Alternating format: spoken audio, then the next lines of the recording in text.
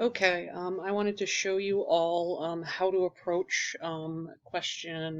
exercise 5 in the work for 8.1.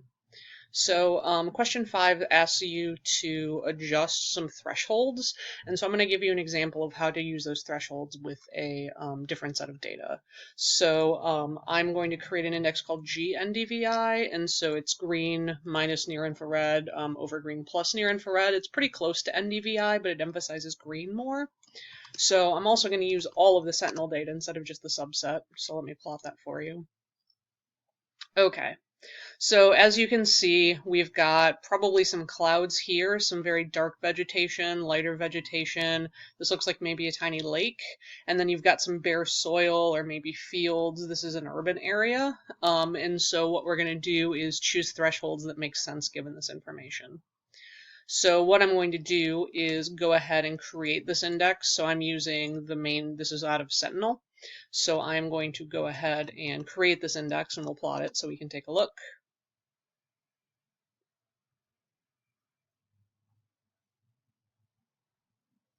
Okay, so you can see that it does a pretty good job. Like the lake is very obvious. Like if you flip back and forth between the two plots, you can see the clouds are sort of showing up as yellow, which is in the mid-range.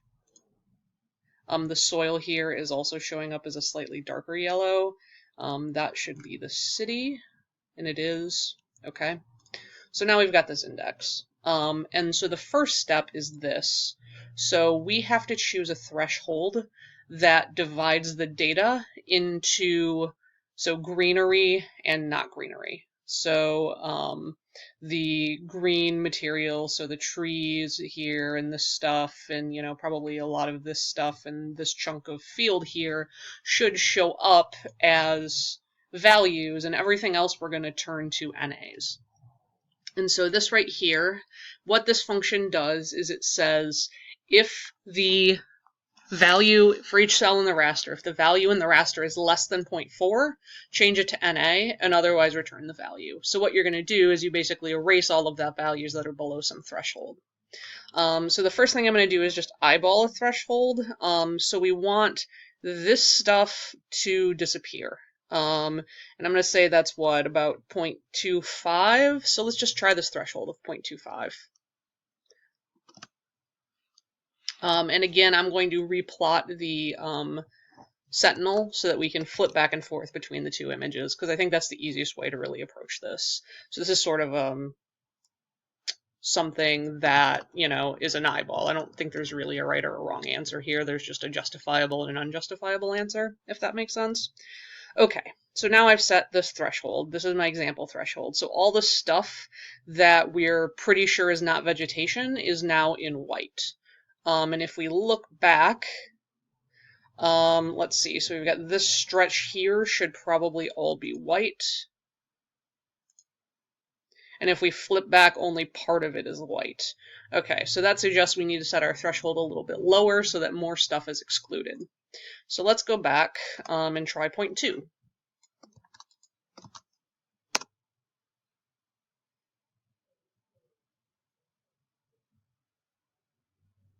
Oh, excuse me, we should have gone the other way. Let me try 0.3 then.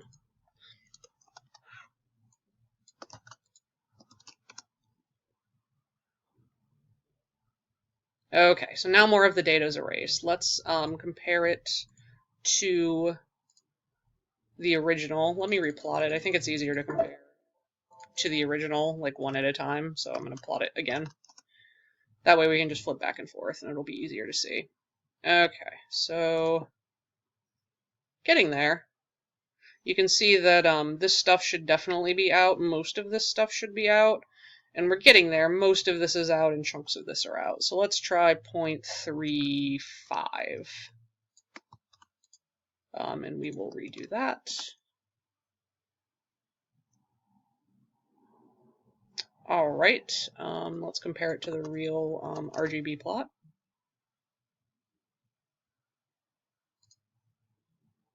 That looks pretty good.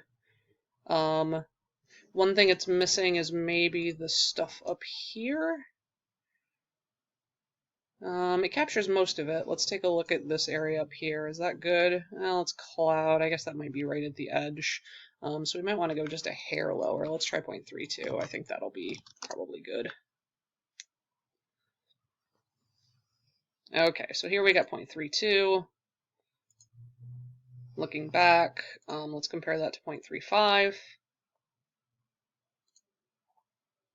I actually think 0.35 might be better. Okay, so let's do that.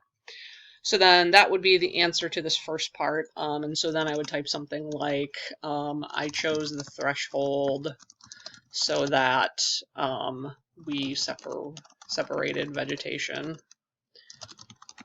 from non-vegetation. So something like that.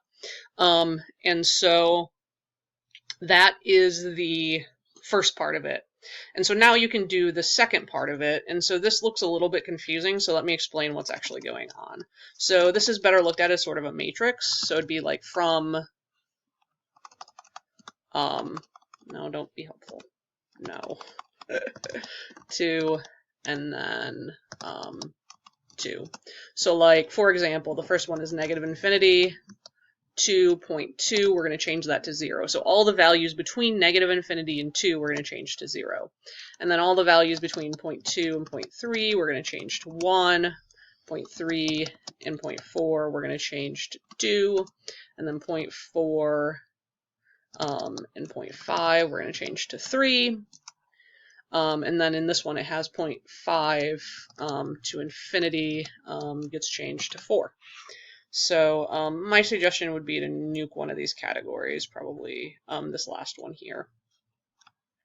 So that would be 0.4 to infinity is going to be 3. So now what we're trying to do is set these thresholds so that we're happy with them. So this should be, these should correspond roughly to definitely not green, probably not green, probably green, and definitely green.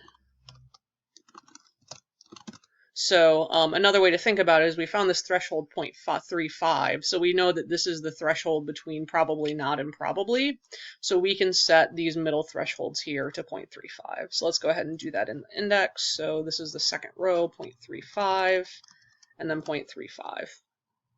So now we need to find thresholds that make sense given this. So let's go ahead and try this. Let me plot this and see if it even makes sense. Okay. So the one thing I don't agree with, and this needs to be changed in the code. So this is reclassifying the veg, and so I'm not a big fan of that because we've already removed a lot of the values here. So this actually needs to say the measure. So in this case, it's the GNDVI. So let's try that again. We'll change that to GNDVI base thresholding for the plot title. Okay, so that's a lot better. So let's see, so 0, so this is definitely not greenery. And then we've got probably not greenery. And then we've got probably greenery and definitely greenery. So let's see, if we go back and remap the GNDVI one again, let's look at how that compares to the real thing. Alright, so this stuff here, this is a field. Yeah, so it looks like our threshold for the lowest one is probably a bit too low because, I mean, we can be 100% sure all of this yellow stuff is really not vegetation. So let's move that up a bit. So from negative infinity to 0.25 we'll set to 0, and then 2.5 to 3.5 we'll set to 1. And so we'll recalculate that and plot it. I should plot it instead of deleting it.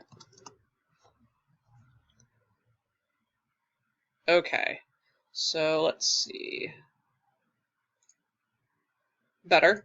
So now I'm more happy with the white area. So if you take a look, all this white area are the areas of the NDVI plot that are definitely not vegetation. And again, if we go back to the,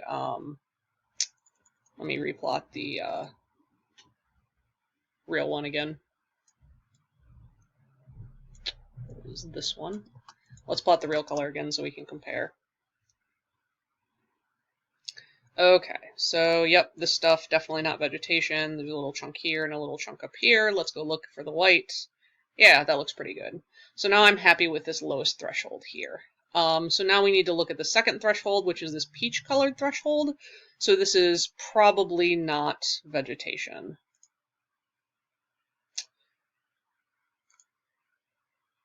Okay, and so it kind of looks like that this is too big.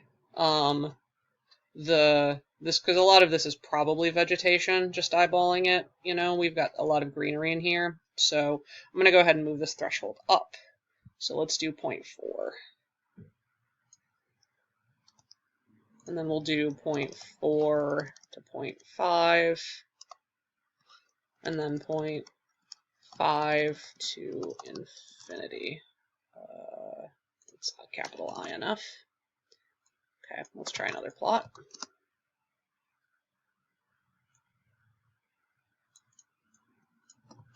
Alright, and I'm going to replot the GNDVI so we can compare. Alright. So is our middle one. So is this stuff probably vegetation? The stuff down in here, the peach colored.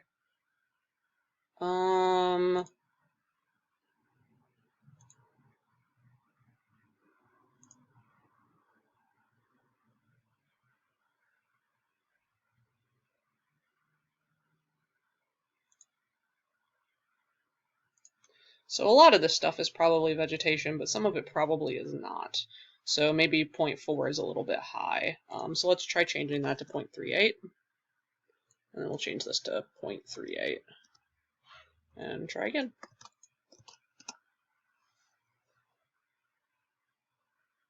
Okay.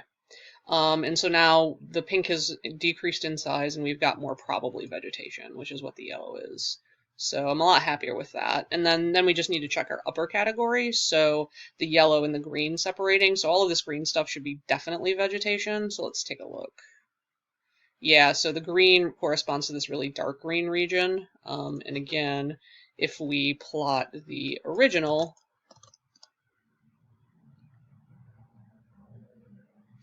oops, that's the GNDVI. Let's plot our RGB plot again. Okay, so yeah, we've got, let me replot the veg so we can flip back and forth.